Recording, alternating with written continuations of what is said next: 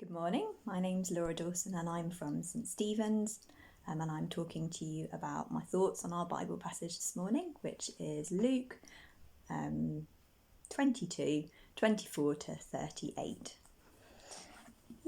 So it's a really interesting one for me this morning, and I think there might be a bit of a lesson for me in here.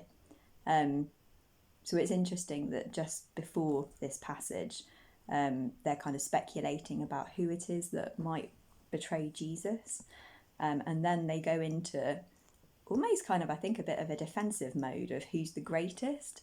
So instead of, that question just hanging in the air of, well, someone is going to betray Jesus and is it me? Let me go away and examine my heart, let me kind of think about that. I guess kind of being in a position of knowing that we're all flawed, and all of us at times, our motivations will be off. And actually, I guess seeing it as an opportunity maybe for some soul searching, it's interesting to me that it almost moves into maybe a bit of a defensive place of like, well, actually, it's not going to be me because I'm the greatest. And I think for me, it's kind of, this bit is a bit reassuring because, we all have times where we make things about ourselves and we get a bit self-focused and it becomes, about me. And so it's kind of encouraging to me that even the disciples in the presence of Jesus are doing this. And I guess, I know that, that God is merciful and good, and it's a learning curve for all of us to not do that in our moments of weakness, but to kind of have the humility, I guess, to consider others greater than us and to kind of go to God and be like, actually, God, search my heart. What is going on here? What are my motivations here? And I guess we then go on to talk about leadership and the fact that it's serving others. And then of course we've got Peter, bless him, thinking he's ready to go to prison for God. He's never going to renounce his name or deny him.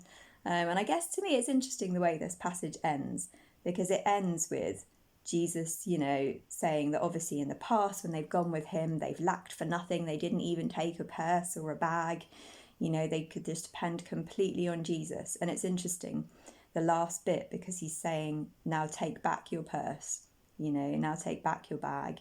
If you don't have a sword, you need to buy one.